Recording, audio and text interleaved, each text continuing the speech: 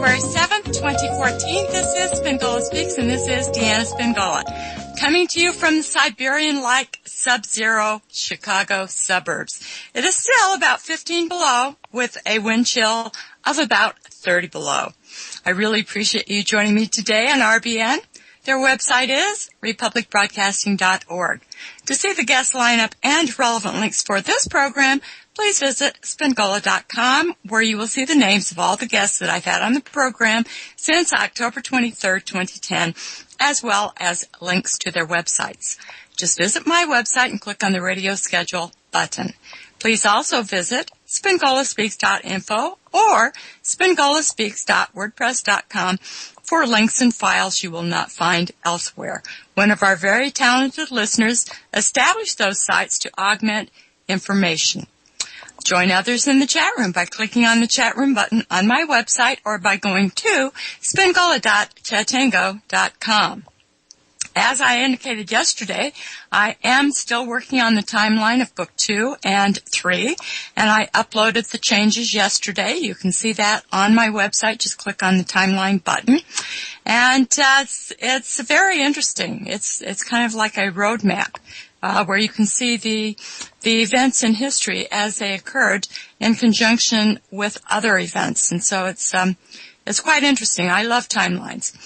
Alrighty, our guest today is Dr. Lorraine Day. She is the author of the recently published book, Who Rewrote the Bible? Her websites are drday.com and goodnewsaboutgod.com. Dr. Day, welcome. Thank you. Thank you very much for having me. Yesterday, somebody in the chat room wrote, the Holocaust happened to everyone but the Jews. And I thought, wow, that's a profound comment. Of course, we all recognize that, but just in one statement, it certainly indicates a lot of truth. And yesterday, you mentioned that there is a group of people who monitor the internet, visit chat rooms, post articles, all in order to create dissent, or something to that effect. That's right. It's to pervert the truth that's being put on various websites and in chat rooms, and they put comments after articles to try to dissuade people from believing what the truth is in the article. It's a very concerted effort. People don't realize how organized the enemy is. They are organized and they are everywhere. And by organization, do you mean like these people are being paid? Yes.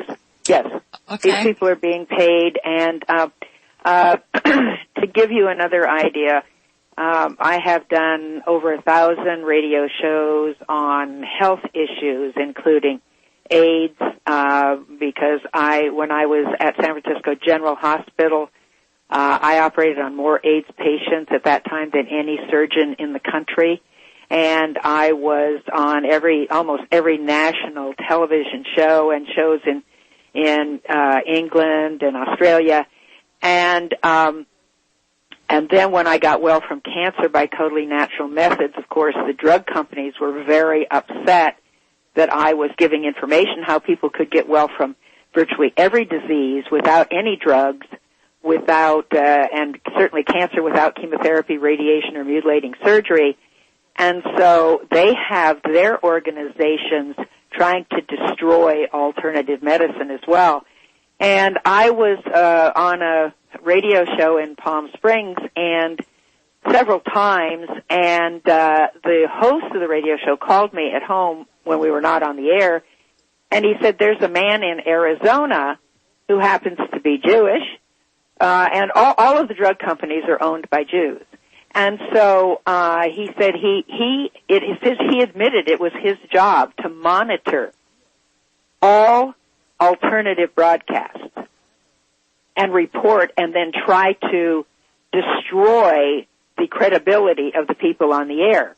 And he would call in only after I was gone. And so the next time I was on this host show, I talked to him directly, and I said, you're a coward if you don't call in while I'm here. Call in while I'm here and say what you're saying. He was a physician. He was a retired physician. And yet he would call in after I was gone and bash me And he even started calling my home. Somehow he found out my home phone number and started calling me and leaving threatening messages. So this is a very well-orchestrated effort. Indeed. Now, you say that all of the drug companies are owned by Jews, and Yes. I tend to believe that absolutely. Yeah. And when you consider, according to Gary Null, that 900,000 people die a year as a result of medical intervention. Right. Well, doctors are the leading cause of death in America. Yeah. But we're not banning doctors, are we? No. No, indeed. Doctors are far above guns as a cause of death in America, and we're not banning doctors. Do you know what the healthiest time in America was? It was during World War II. Number one, people ate almost no animal products because they were rationed because they were being sent to the troops. People ate almost no sugar because sugar was rationed. People had no ice cream because ice cream was rationed because of sugar. There was virtually no. I remember I was alive during World War II. And then also everybody was encouraged to grow a garden in their backyard. It was called a victory garden. We all had our victory garden, so we're eating fresh fruits and vegetables, and all the doctors were in the military. So that was the healthiest time in America. Doctors were killing people. And I say that I'm a doctor. I'm an MD. I was on the faculty as a professor. I was on the faculty as a medical school at University of California, San Francisco. For many, many years, I was chief of orthopedic surgery at San Francisco General Hospital and vice chairman of the department at UC San Francisco Medical School. I have been in the mainstream of medicine, and I'm telling you, we kill people. Okay? And you're not the first doctor that I've had on the program that has said this. That's right. Fortunately, I'm an orthopedic trauma surgeon. If you get run over by a bus or you get shot, you need someone like me to put you back together again. And you need someone to, fix broken bones, which is what a trauma surgeon does. And you need someone to operate on birth defects. But with that exception, almost all of other medicine is unnecessary. Because right. As I said yesterday, I think we doctors are taught only to do two things. We're taught to give you drugs, which cover up your symptoms and never cure your disease, and because they all have horrendous side effects, they actually cause more diseases, or else we're taught to cut off your body parts or cut out your organs. None of those things cure disease. Right. So, yes, doctors are the leading cause of death in America, and yet everybody loves to go to doctors. But doctors can't cure disease. They don't even know what causes them. You know, when I was in medical school, I started medical school in 1965. I finished medical school in 1969. In our textbooks, after each disease, at the beginning of the section of each disease, they would have something called etiology, which means cause, all right? And then they would have signs and symptoms and diagnosis and then treatment. And that's the way every disease was set up in the textbook. Etiology was almost always at unknown. And because doctors don't know what causes any disease. And so what they put unknown. So after a while, now if you look at the textbooks, they don't even have that category. They don't even talk about etiology because they don't know what causes any disease. But all diseases do not drop from the sky, nor do they just happen, nor are they genetic. Cancer is not genetic. What causes this disease is the way we live, think, act, eat, and handle stress. And we're in charge of that. And all that we need to do to get well from any disease is change the way we live, think, act, eat, and handle stress. But drug companies don't want the people to know that. Exactly. All righty. We will be right back after a word from our sponsors. Welcome back. This is Deanna. Our guest today is Dr. Lorraine Day. She is the author of the recently published book, Who Rewrote the Bible? Her websites are drday.com and goodnewsaboutgod.com. And you were talking about doctors and the fact that they do not know what cause disease, nor do they know how to treat it, or do they know how to cure it, but they just treat the symptoms. And I've been reading just recently a very interesting book called Side Effects Death, Confessions of a Pharma Insider. and it was written by John Virapen. Not sure how to pronounce it. It is absolutely amazing. And he indicates in that book that pharmaceutical companies often invest more than $35,000 or as much as $50,000 per physician in order to get them to prescribe their products. And I'm just going through his book. It is just amazing. And I was talking just in the last couple of days to a person, and I said, well, 900,000 people a year die from medications. And that person said, yeah, but when you figure out that maybe 100 million people are on medications, that's not so bad. And I said, well, the U.S. government bombed Iraq because they accused Iraq of killing 3,000 Americans. Why isn't the U.S. government bombing the pharmaceutical companies? That would make more sense. Of course, and the reason is that the U.S. government and the pharmaceutical companies are in bed together because the FDA does not control the pharmaceutical companies, which they should. The pharmaceutical companies control the FDA. Virtually every governing agent in the government does not control the groups that they're supposed to. It's the other way around.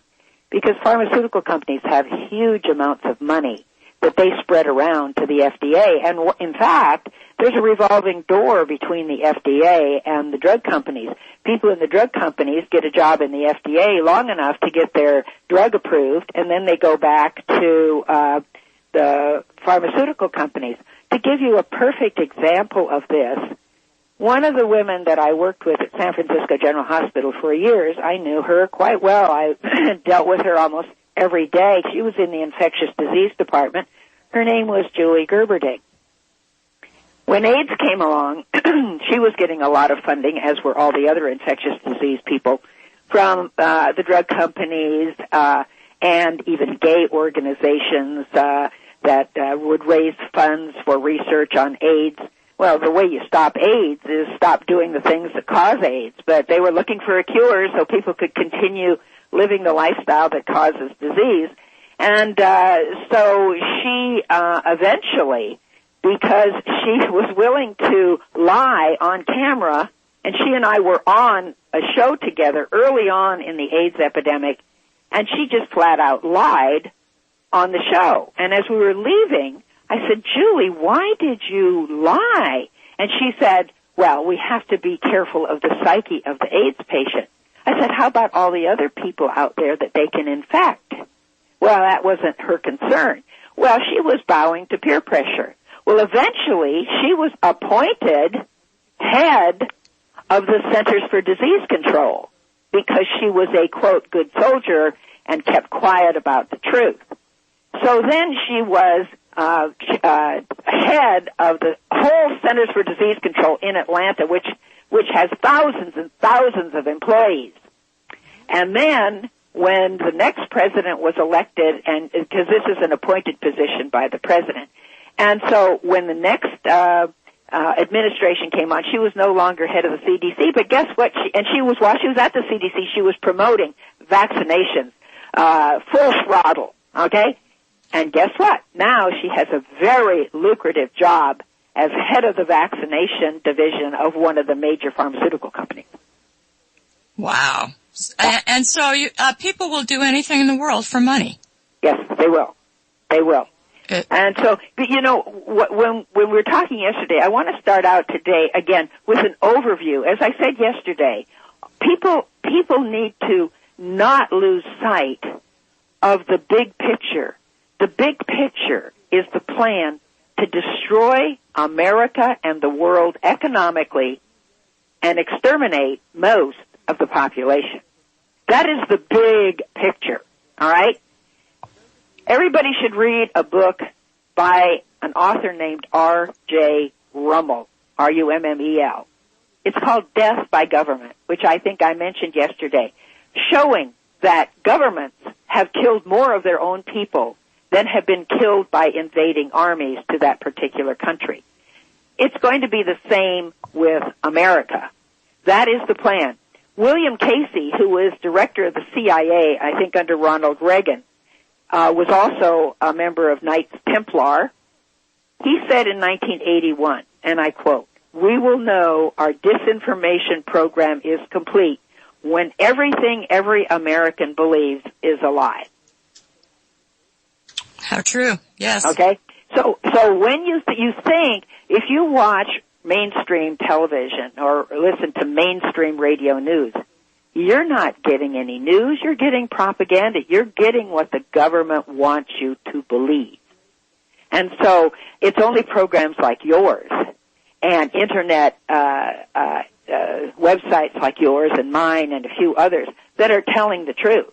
And so we're going to be lambasted from all sides because we're telling the truth. So people need to understand the big picture, not get caught up in, oh, why are they doing this and why are they doing that? And don't they know that when they bring in Obamacare and we have to pay these huge fees, that people aren't going to be able to afford that? Of course they know. That's the point. Indeed. You know, they have to realize that this is a very effective way to destroy the population financially, especially the middle class. And right. That is the goal of the government. Right. And more, you have a greater chance of dying if you have health insurance than if you don't. Right. Because doctors kill people. They exactly. don't, the doctors don't do it on purpose. The doctors believe, let me tell you, the doctors believe what they've been taught. I used to believe what I had been taught.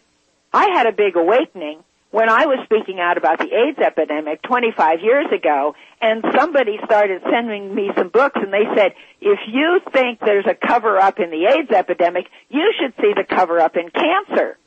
And I thought, I didn't know I had cancer at that time, and I thought, oh, that can't be true. Here I am, a professor in one of the best medical schools in the country. If this were true, I would know about it. Except then I thought, but I was fooled about the AIDS epidemic. The government covered that up. So maybe I'll start reading this information. And when I started reading it, I was absolutely blown away. I then started understanding the huge cover-up in everything. Everything. Indeed. And there is a huge cover-up. Now cancer, people are just absolutely inspired by the way that you recovered from this dread disease. The picture on your website of that tumor is just, well, it's pretty gross. Right. And it must have taken a lot of courage on your part to just say, I'm going to take care. To post that picture? Well, no. Well, it did. Well, maybe. It took a lot of courage. Yeah, who wants to have themselves looking like that? In fact, it took a long time for me to post it. In my first DVD that I made, which is You Can't Improve on God, which means you can't improve on the way God wants us to take care of our bodies and minds, that picture is not in there because I was too humiliated to show how horrible I looked. But then I was on Art Bell's show a number of times, and he posted that picture on his website. So I thought, well, I guess I've been outed, so I'll put it on mine. All righty, we'll pick this up on the other side of the break. We'll be back in 3 minutes after a word from our sponsors. Welcome back. This is Deanna. Our guest today is Dr. Lorraine Day. She is the author of the recently published book, Who Rewrote the Bible. Her websites are drday.com and goodnewsaboutgod.com. And you said that Art Bell had posted your photo, and I meant that you're courageous because so many people really would prefer to hand over the responsibility for their bodies to somebody else and have them make the decisions when in fact we know more about our bodies than anybody else and know best, I believe, how to take care of ourselves. Well, and you had that courage and that confidence. Well, even though you were a doctor. No, yeah. Yes and no people know better how to take care of themselves. Most people aren't informed. I mean, your listeners, I'm sure, are much more informed than many programs. However, people still don't want to change their life. you will notice that even on alternative stations and stations that are telling the truth about politics, people just want to take pills. They don't want to take drugs, but they'll take all sorts of pills rather than really change the source of their illness. Diseases, as I said, are caused by the way we live, think, act, eat, and handle stress. Those are the causes of disease. They're not genetic. Of all the deaths in America every year, there are only about 1/100th of 1% that are caused by genetic diseases. Genetic diseases are things like sickle cell anemia, unusual diseases that you've never heard of, like Tay-Sachs and Charcot-Marie-Tooth. Those diseases, and tooth has nothing to do with your teeth. It was the name of the doctor that helped describe the disease. Those diseases are extremely rare. Cancer is not genetic. Heart disease is not genetic. Autoimmune diseases are not genetic. What we do, we give them to ourselves. I gave myself cancer stupidly, ignorantly.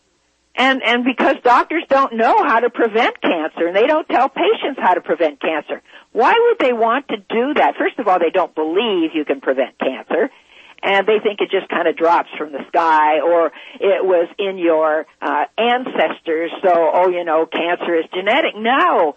If you live, think, act, eat, and handle stress the same way your mother or father did who developed cancer, you'll develop the same disease. But we are the only ones who can reverse our disease. Your doctor can't reverse your disease because he can't change the way you live, think, act, eat, and handle stress. You're the only one who can do that.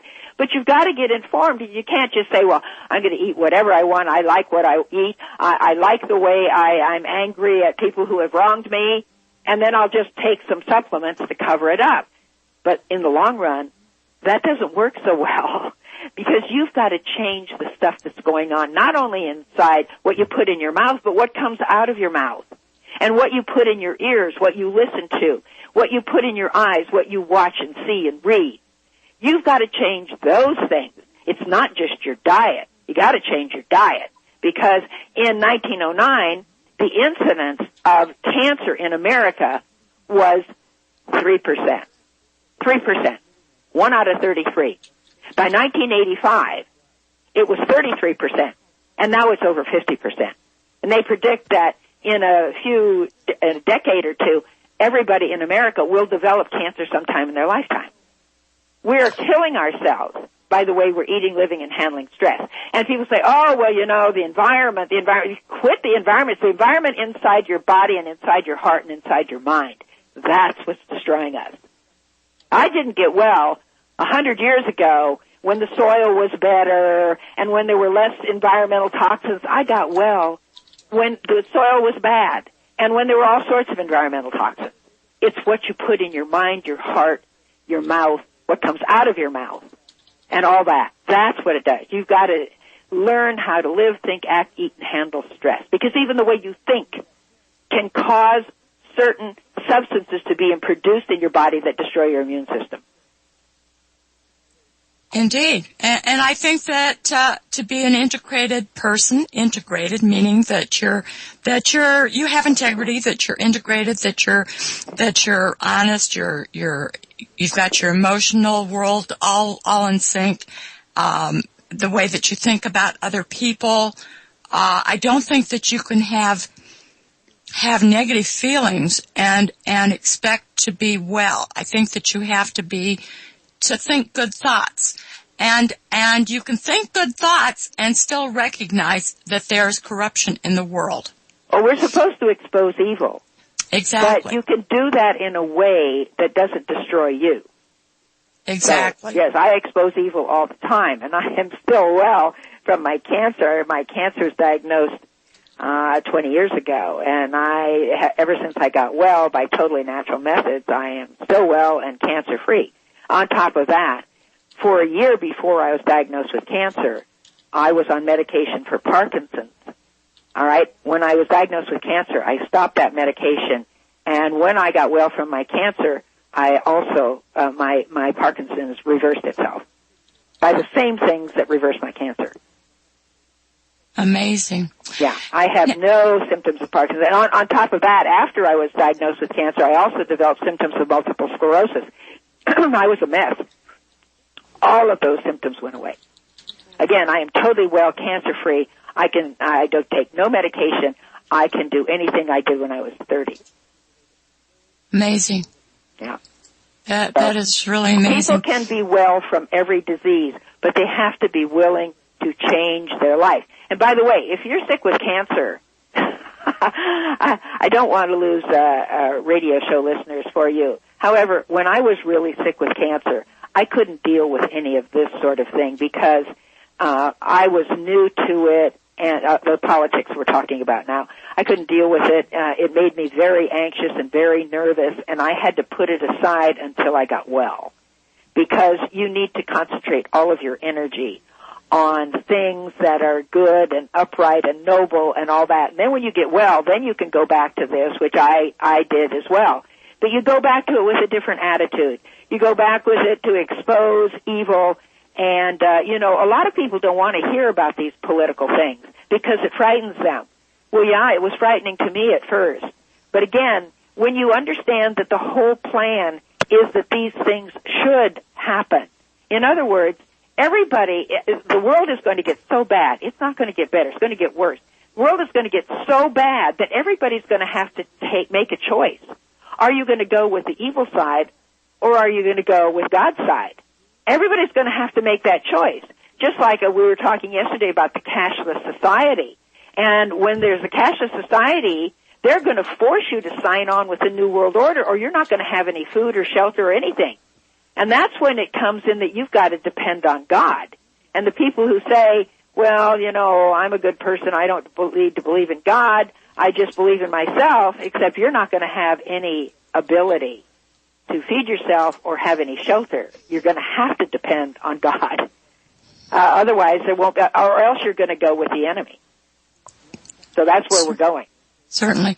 Now, getting back to this cancer issue, yes. There is a lot more breast cancer since the implementation of mammography.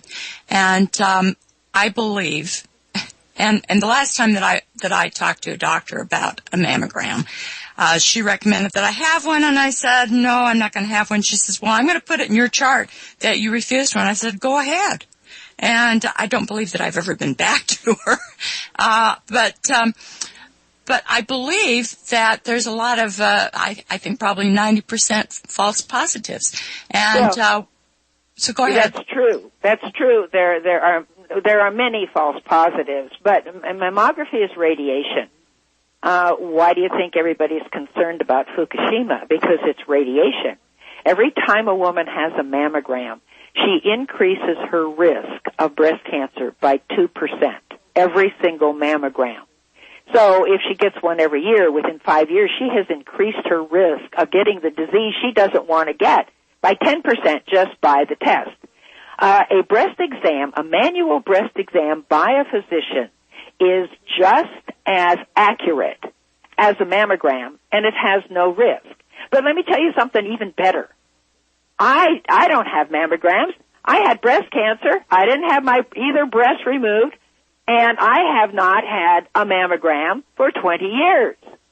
The way you prevent your breast cancer, by the way you live, think, act, eat, and handle stress, a woman can reduce her risk of breast cancer by 77% by doing one thing that is totally free, and that is exercising 4 hours a week. If she exercises 4 hours a week, she will reduce her risk of breast cancer by 77%. Wow. Not only that, if you doctors don't even know that. It's in the medical literature. Okay? But again, doctors don't have time to read the entire medical literature. I found this out because I was facing death. Sure. All righty. We're going to take a 3-minute break. We'll be right back. Welcome back. This is Deanna. Our guest today is Dr. Lorraine Day. Her websites are drday.com and goodnewsaboutgod.com. She is the author of a recently published book. It was last year. It was actually 2012, actually. And that book is Who Rewrote the Bible, and it's sitting right here next to me. I recommend. And I have another one that is published more recently called "What Does It Take to Get Well." Okay. That was on my website as well. And then I have another one that is even only been out a few months, which has the quote unquote non-controversial title of "Who Wants Homosexuals Dead?" Oh my goodness. And I show that the very people who are promoting homosexuality want homosexuals dead, and I show why. Oh, really? Yes. Yes. The very people who are promoting homosexuality actually want them dead. And so they have been conned into a lifestyle that's killing them by people who actually want them dead. Well, that's an interesting thing. Yes. Yes. Indeed. It's a different book than you will ever read anywhere else. And I was a surgeon in San Francisco during the whole. San Francisco has one of the highest incidents of homosexual population, and I took care of thousands of them at San Francisco General. And we had one of the first AIDS wards for just AIDS patients because it was rampant, exploded in San Francisco between 1981 and all the way up to 92, 93, and it's still rampant there. But I was there during that whole explosion of the AIDS epidemic, so I know a lot about what's going on, and I show also that the head of every gay organization in America is a Jew. Oh, I believe that totally. Absolutely. Okay? And the lesbian organizations as well. Oh, absolutely. Okay? Yes. Okay. But anyway, those are the two books, as well as Who Rewrote the Bible. Who Rewrote the Bible shows how much the translators have dabbled with it and how I learned that when I was studying the Bible. I was an agnostic for most of my adult life.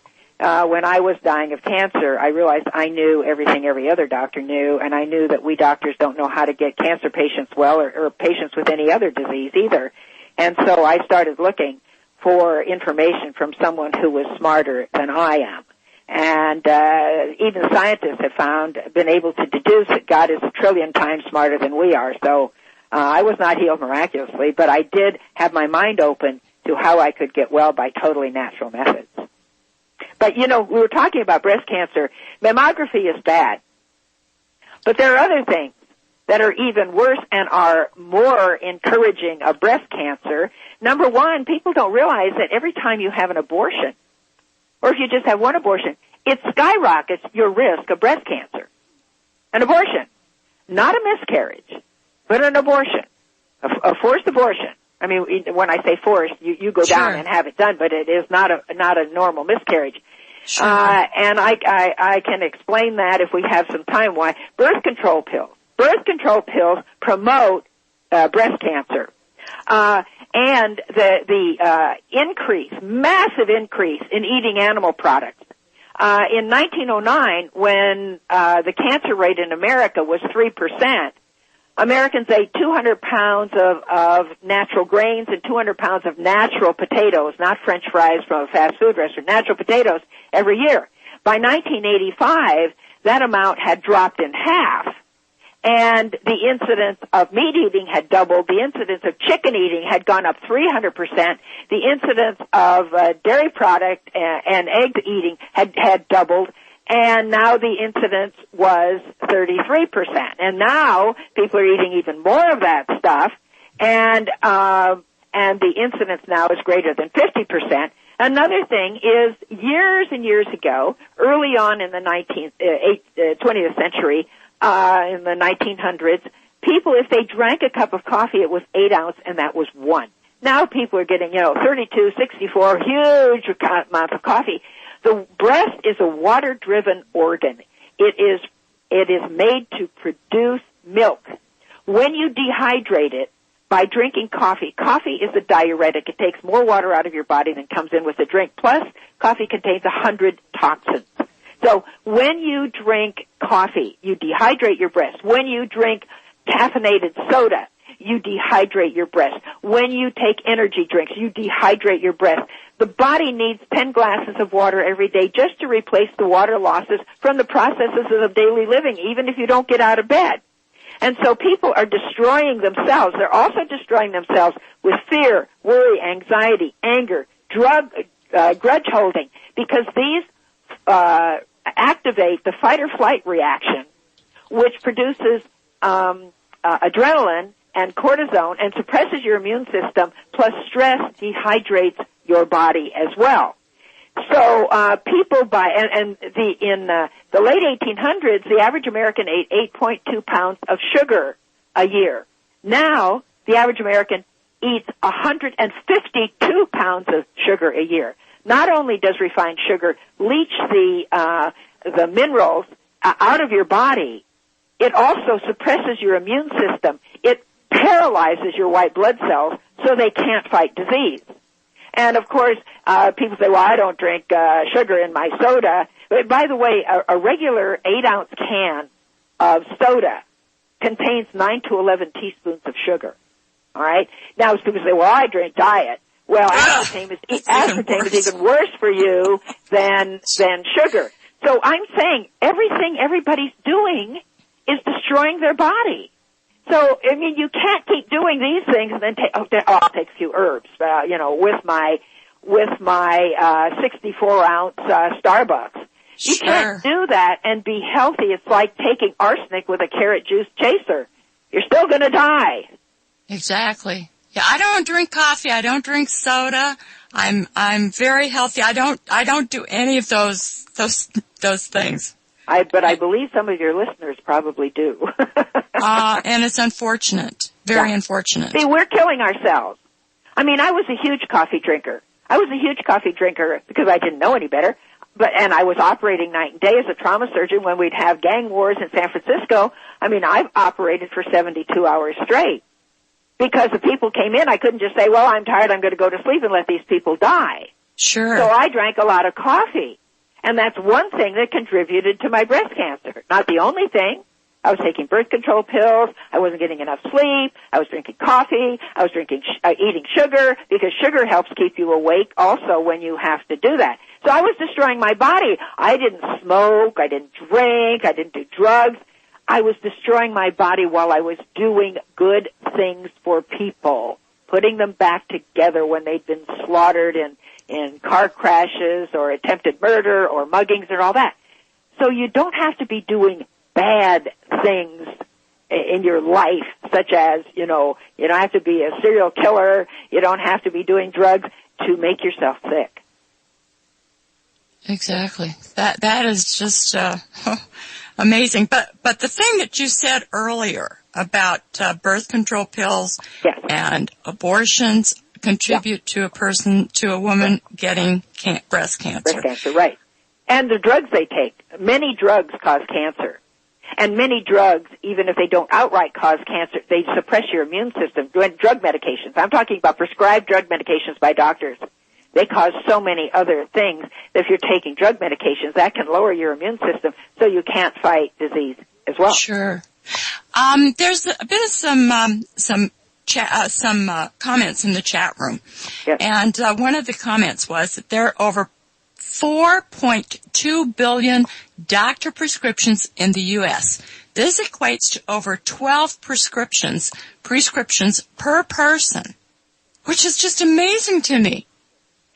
Well, and that's because people are looking for a quick fix. When I say to people, I happen to be a vegan vegetarian because all animal products promote the growth of cancer. And the people say, even people who are sick will say, I like my meat. Don't take away my meat. I said, I'm not going to take away your meat. You are in charge of whether you live or die. I'm just telling you what will make you healthy. Absolutely. All righty, we are going to our top of the hour break. We will be back at 6 minutes after the hour. Go and drink something healthy. No coffee. No soda. Be back at 6 minutes after the hour. Welcome back. This is Deanna. This is the second hour of Spingola Speaks. Our guest today is Dr. Lorraine Day.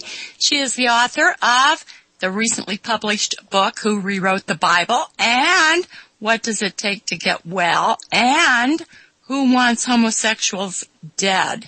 Her websites are drday.com and goodnewsaboutgod.com. And that is intriguing. I must look at that book, Who Wants Homosexuals Dead? Yeah. I prove it very clearly who really wants them dead and how they're all being duped to their own death. Oh, indeed. Yeah. Now, go ahead. You may want, as I've shown when we were talking before, I showed that people are in control of their own health. Women don't have to get breast cancer. But in order not to get breast cancer, they've got to change their life. They've got to stop all of this. We have had a huge increase in the eating of flesh food. People aren't drinking water. People are eating huge amounts of sugar. People aren't exercising. These are all things that are easy to do, technically. They're only hard to do because people say, I don't like to exercise. Well, then, you're going to get sick. We're meant to move. People say, I don't like to drink water. Well, the body is 75% water. Your brain is 85% water. One of the causes of Alzheimer's is dehydration. The brain actually shrinks because the brain is 85% water. When you don't drink water and you drink coffee and caffeinated soda and energy drinks and animal products, which also cause dehydration, then you are shrinking your brain. And there's new information now that a substance in the body, which is called brain-derived neurotrophic factor, BDNF, it's relatively newly discovered that substance is produced in the body and allows you to develop the basic infrastructure to make new neurons in your brain. It's sort of like having the cement and pavement to make the street and highway system. You need that infrastructure, and BDNF provides that. Do you know what prompts the brain to produce that? Exercise. Aerobic exercise. Yeah. All right? So people when they retire, they just sit around, they don't do anything, they sit and watch television, they eat a lot of sugar, they say, well, I raised my kids and I worked hard and now I'm going to treat myself. Yeah, you're going to treat yourself to death. All right? As I said, I'm only 3 years from 80. And I don't even want to be around people like that are just, looking towards death. I will never retire. They're going to have to shoot me and haul me out. I will never retire. Okay? And I said I've got just as much energy as when I was 25 or 30 years old. And you sound like you have a lot of energy. I know, and if you look at my website... Tell us about the water that we should be drinking. Tell us what kind of water that we should be drinking. I drink a lot of water. I drink distilled water, or you don't need fancy water. Just distilled water, you can get it from a water company. You can make it your own. You can buy a water distiller for $400, and it lasts you the rest of your life.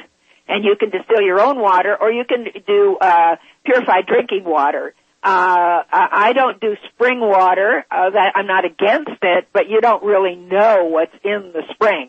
Okay, so I do distilled water. And people say, "Oh, well, that'll leach all the minerals out of your body." No, because you're eating plenty of minerals. It's not going to leach it out of your body. So, and I've been doing it for 25 years, and I don't have any minerals leached out of my body. So the whole you can add trace minerals to your distilled water if you feel like well, that. If you add those, most of those are made from inorganic things like ground up shells and stuff like that, and it can't be assimilated by the body. See, when I do a lot of juicing still. When I was sick, everybody who suffers from cancer or any other disease is suffering from malnutrition. They're eating a lot of calories, but they're not eating the right food that will nourish their body. So you have to, when a person has cancer, you have to nourish their body as fast as possible. So I ate 3 meals of regular good vegan food a day, most of it raw because it contains the enzymes, and those are one thing that make you young and are life-giving. When you cook your food, you destroy the enzymes. You still have vitamins and minerals, but you destroy the enzymes. But then in between meals, I drank 13 glasses of fresh juice a day. Not blended fruit or vegetables, because then you have to digest all the pulp. And a person with cancer has low energy, and you don't want to spend it digesting food all day. You digest the food of the 3 meals, but then when you have juice with the pulp removed, your body doesn't have to digest that. It goes right into your bloodstream.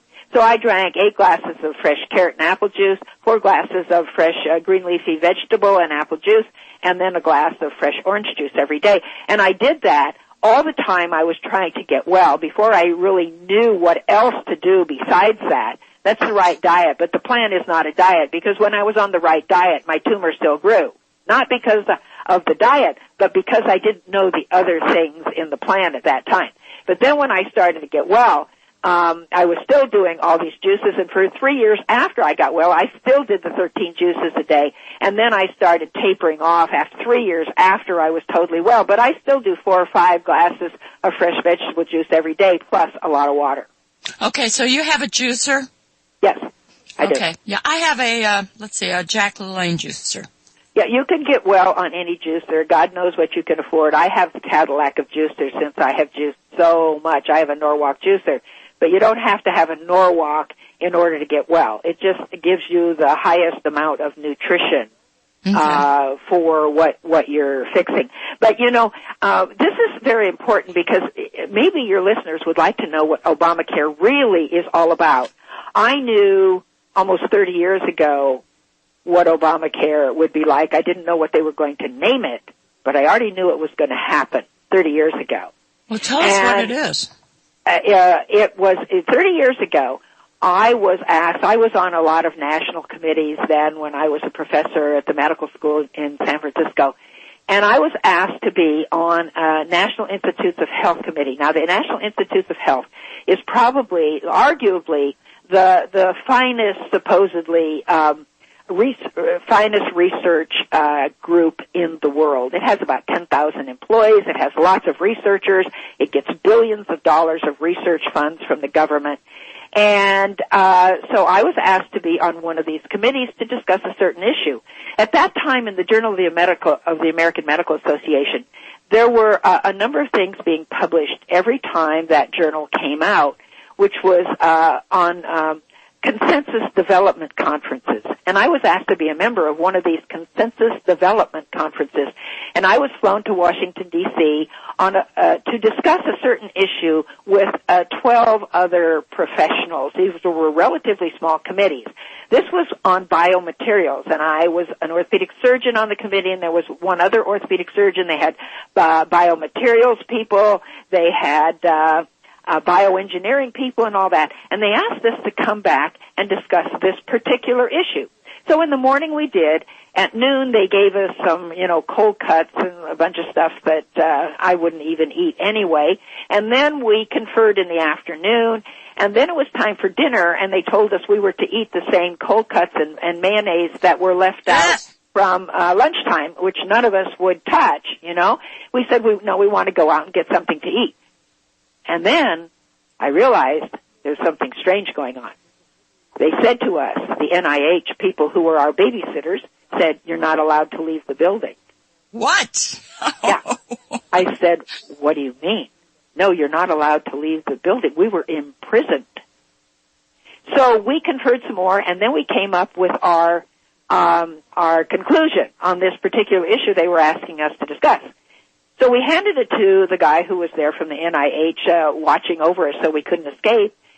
And he looked at it. He said, this is unacceptable. Go back and confer some more. So we went back and conferred some more, and then I'll tell you the end of the story when we come back. All righty. We will be right back in 3 minutes after a word from our sponsors. Welcome back. This is Deanna. Our guest today is Dr. Lorraine Day, the author of Who Rewrote the Bible? What Does It Take to Get Well? And Who Wants Homosexuals Dead? Her websites are drday.com and goodnewsaboutgod.com. And we do have some callers lining up, but please continue. Finish with the story. Telling us your story. Yes. Right in the middle of a story. We got to have the end of the story. Well, anyway, we conferred some more, and we came up with the same conclusion. We handed it to the NIH person, and he read it, and he said, again, this is unacceptable. but it doesn't matter because we're going to rewrite it anyway. So they didn't really care. Well, we thought they were just going through the motions. They spent all that money to bring 12 of us from different places in the United States, put us up overnight, and obviously they didn't provide much food, and the food that they provided was going to kill us. And so they said, we want you all to be available at 7 o'clock in the morning for a public press conference where you will confirm what we rewrite. And I said, I ain't going to do that. And I took off on my flight. I didn't show up for their committee. But then what I thought was, why are they doing this? And because I knew other doctors who were on other NIH committees, and all these things were being published in the Journal of the American Medical Association. And I realized what they were doing was they were taking every question in medicine, in every specialty, and getting a protocol for it.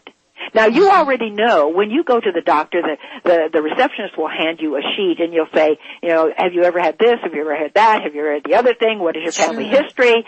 And then they'll ask, what are your symptoms now? Why are you here? And all that. You write it down. You fill it in on this blank. Well, there are already some doctors who are taking those and putting them through a computer, where the computer is programmed to spit out at the other end the drugs you should be on. Even alternative doctors, they have that, and they put it in a computer, and out the other end spits, we'll take this herb and this vitamin and that vitamin. But the whole point is what they are trying to do is they are trying to eliminate doctors. And they're going to do that. They're going to eliminate 98% of all doctors. And they're already starting medical clinics at Walmart. And eventually, they're manned by either physician's assistants or physicians now. But eventually, they will be manned by Walmart checkout people, men and women, who have been given 6 weeks of training, and all they have to do is learn how to take a blood pressure, take your pulse, listen to your chest, and then have you fill out the form, which goes through a computer. It will come out at the other end with the drugs you need. You will go next door to the pharmacy and get your drugs. And that is how 98% of people in America will be treated. So it will eliminate doctors. It will eliminate the middle class because financially, because Obamacare will be so expensive, and Obamacare has death panels, so people who are older, who have a lot of medical problems, will just not be treated. All right? And then, if you have a severe problem, then there will be a two-way television set in the Walmart clinic where the former cashier, now physician's assistant, trained 6 weeks, will turn on this two-way television, and there will be a group of maybe 40 to 50 doctors in New York, and there will be several of them on call at a time. They will be able to talk to the patient. They will tell this physician's assistant what to do, and they will be able to have devices put on the heart so they can hear your heartbeat, they can hear your lung sounds, they can hear your abdominal sounds, and then they will decide whether or not you will be treated. And these doctors in New York will be all Jews. I knew you were going to say that. And the Talmud says that it is against the Talmudic law for a Jewish doctor to spare the life of a Gentile unless the Gentiles are still in so much control that it will cause problems with the life or safety of the Jewish doctor. But when they are totally in control, if you look at the January 10, 1963 congressional record, the 45 things they're planning to do to take over America, they're going to control America by drugs. It says that in here. And if I think they already do that to a large extent. And if you're a dissident, they will put you in a mental hospital and give you drugs, just like they did to Forrestal, former Secretary of something, Commerce or whatever, James Forrestal, and various others that they have killed that way. Sure. And they do that to dissidents right now. Right. Or they put them in prison. They trump up charges and put them in prison. Right. Oh, my goodness. If you want to be well, you're going to have to learn how to take care of yourself. Exactly. You're going to have to learn how to take care of yourself because Obamacare will not take care of you. They'll take your money, but they will not take care of you. You want to learn how to be well, as I am, go to my website at drday.com, drday.com, and you'll see all the information you need to learn how to get yourself well and keep yourself well, and you never have to go to a doctor. Exactly. All righty. Let's take a phone call. Let's take William in Boston. William, welcome to the program. Thank you. Thank you for taking my call. And I had two questions for Dr. Day. The first one is, has she heard of Dr. Bruce Lipton, Lipton? He's not a medical doctor, he's a biologist, but he deals a lot with epigenetics, and he puts forth the theory that it's the mind, the diet, and the environment, not your genetics, which control your destiny. And he has a YouTube video called How to Live Heaven on Earth. Well, I've heard the name Bruce Lipton. I have not watched the video, but again, I'm not sure what he says. I didn't hear the word you said, the mind something. What did you say? Oh, diet, mind, diet, environment. Well, mind, diet, environment, yeah, that's fine. It's the same way as New Age, mind, body, spirit. But New Age doesn't get you well. When I first started learning how to get well from cancer, I tried 40 different types of alternative medicine, none of which worked. They're all out there. They all promote them. But those books were written either 70 years ago or 60 years ago, or they were written today about people who got well 70 or 80 years ago. But I told you that the way Americans are living now is so far removed from the way Americans lived 70 or 80 years ago that they don't work. And I tried them all and they didn't work. On my DVD, which is in my starter package for people with disease, on my DVD, Sorting Through the Maze of Alternative Medicine, What Works, What Doesn't, and Why, I go through over 60 different types of alternative medicine, including the 40 I tried myself, and I show why they don't work. Now, mind, body, spirit is great, but it depends on what mind, body. Eastern medicine is mind, body, spirit. I started out by doing meditation and visualization, all those things. I had some really horrible experiences, all right? And so you have to decide what kind of mind, body, spirit you're actually listening to, and I discuss that on in my materials. So again, I haven't looked at his, but just because it's mind, diet, and environment, the environment outside your body matters very little unless you're living in Fukushima or in Kiev or Chernobyl. Yeah, well, we all seem to be reaching the point where there's so much pollution going that we are almost. Yeah, but the pollution is in our own body. It's what we put in our mouth. I mean, when you start looking at the animal products that you're eating, and they're so filthy, people would never eat animal products again if they ever went to a slaughterhouse. They would never do it. So it's a pollution that we're putting in our own minds, the way we think, listening to mainstream media, the kind of movies people go to, they're all violence and sexual degeneracy and all that. We're polluting our own bodies, not with the environment, but what we're doing to ourselves. So what was your second question? What's your second question?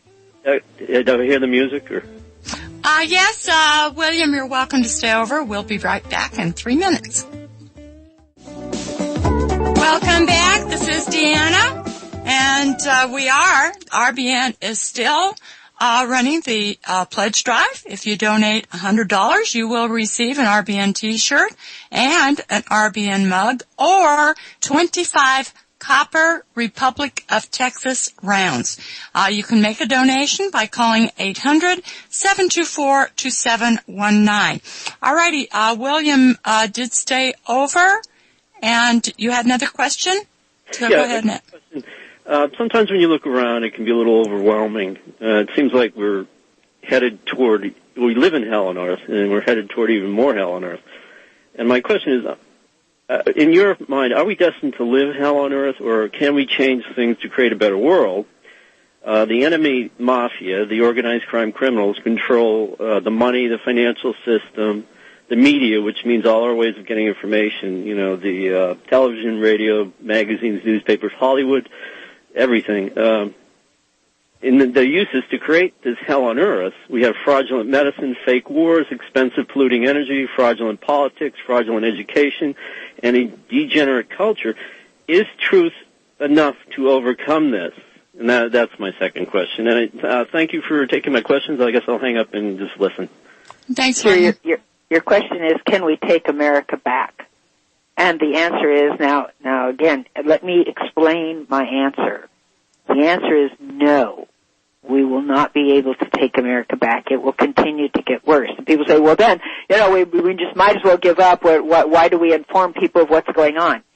Inform people with what's going on because you can change the life of yourself and your family.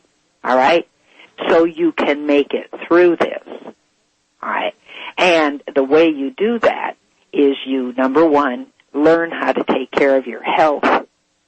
Number two, learn to trust in God for everything in your life because we're going to need to do that. Nobody else can help you except God.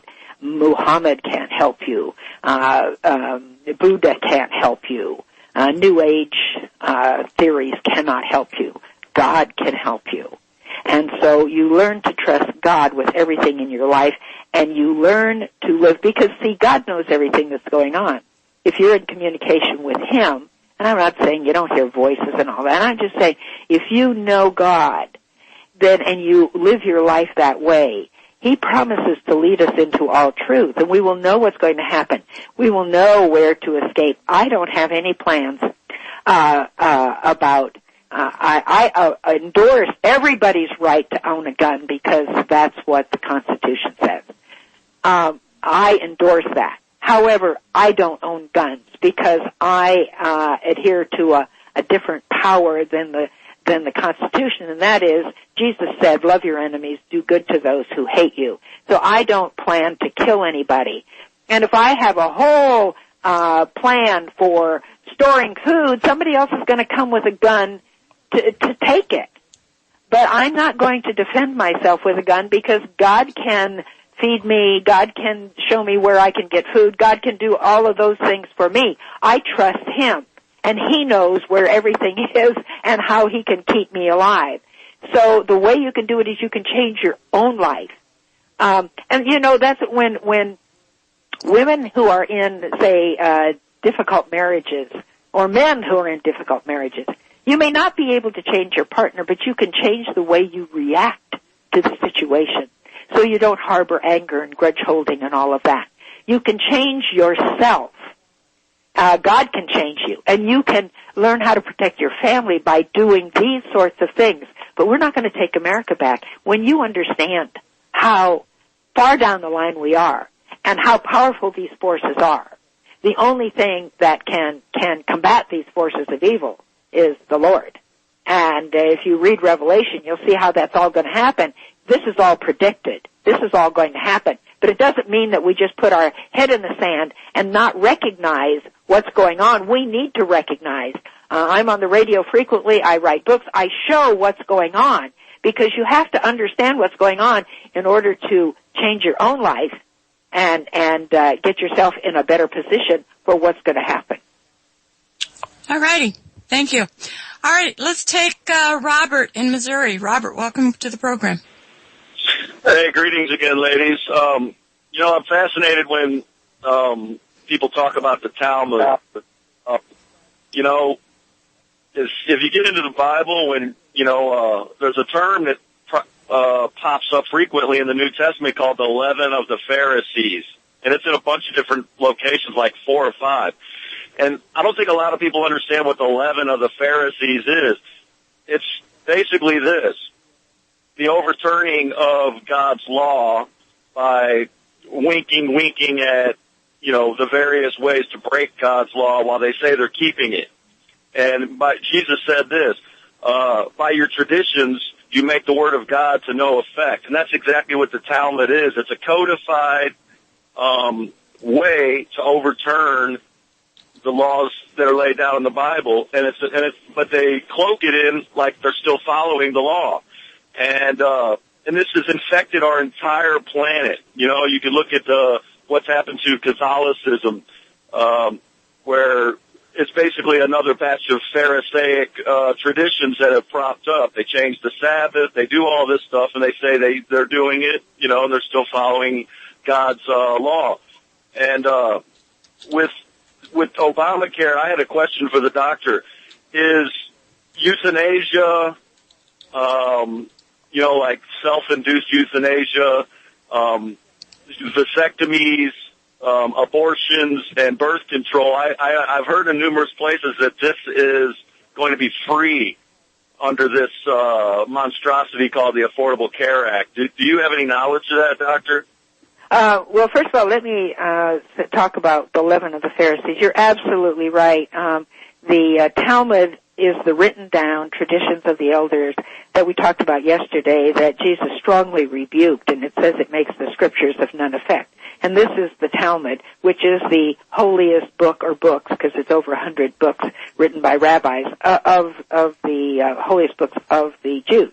Whether they are Orthodox or secular or atheistic Jews, it still governs the way they run their life. And we talked about the Kol Nidre oath yesterday, where this is the biggest day when Jews, whether they're secular or not, or religious or not, go to temple and repeat the Kol Nidre oath, which absolves them, they feel, of all the cheating, lying, and stealing and everything else they're going to do in the coming year.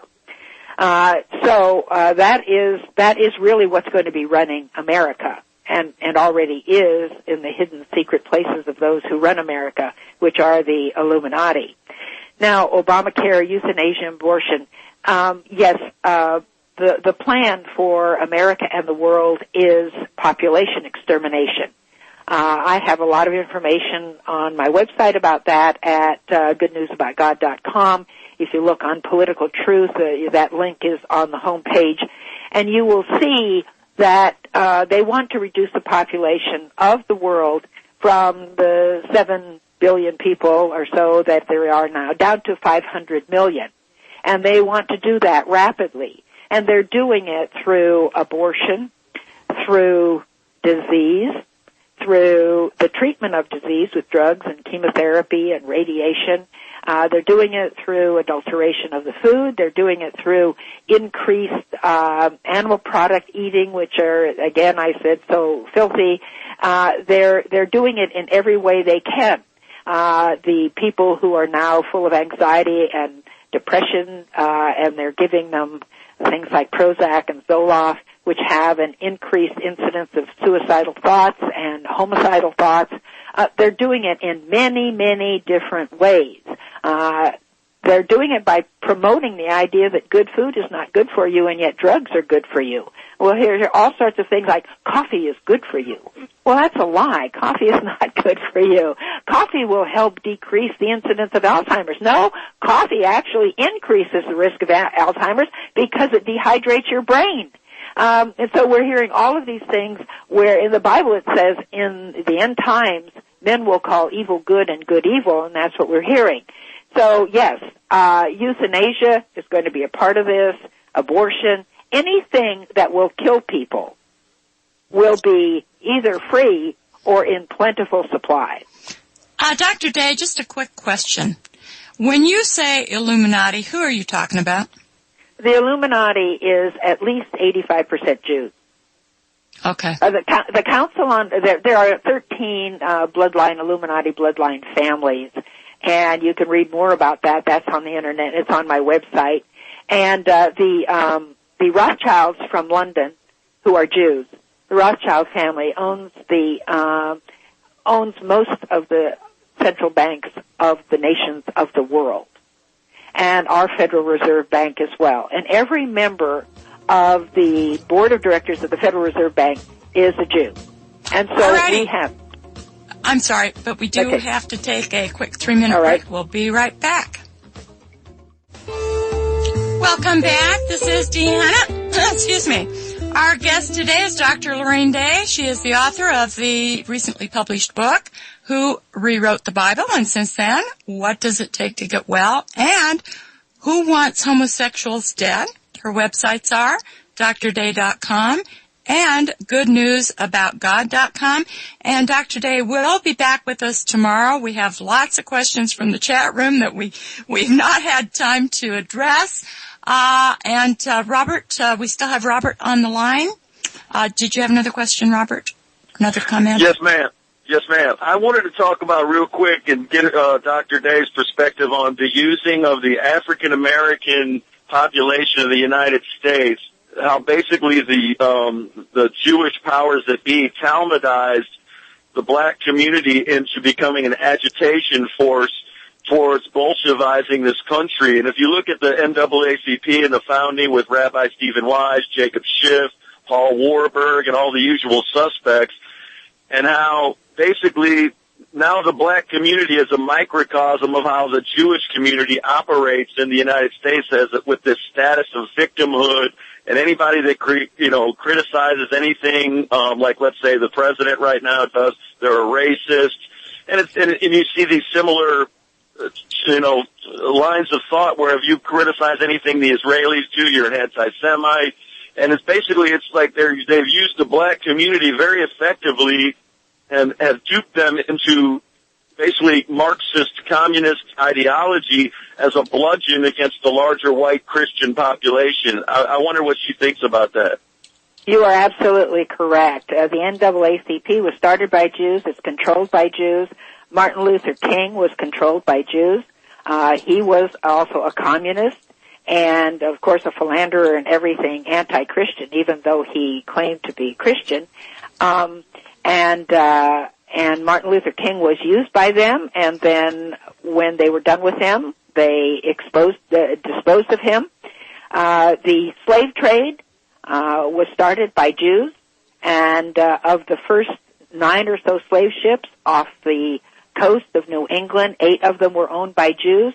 The whole chain of services to abduct blacks from Africa and bring them as slaves to America, all up and down the coast of Africa was run by Jews. And so they always, and of course you look at Israel now, the Jews are running out of Israel, all the black Jews, the Ethiopian Jews and all that. And of course Obama is not only black, he's a Jew. People don't realize that. His white mother was Jewish. His maternal grandparents were Jewish.